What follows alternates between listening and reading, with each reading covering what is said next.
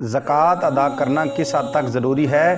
कुरान मजीद की इस आयत से आपको बड़ा आसानी समझ आ जाएगा, जिसमें लिखा गया है वाक़ीमुस्सलाता वातुज़्ज़काता, यानी नमाज कायम करो और ज़कात अदा करो।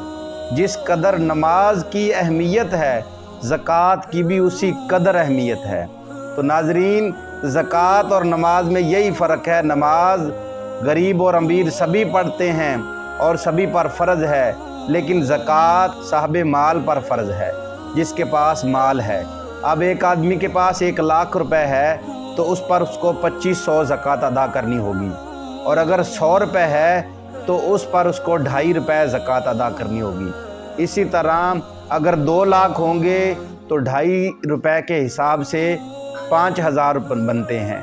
इसी तरह ज़कात अदा होगी।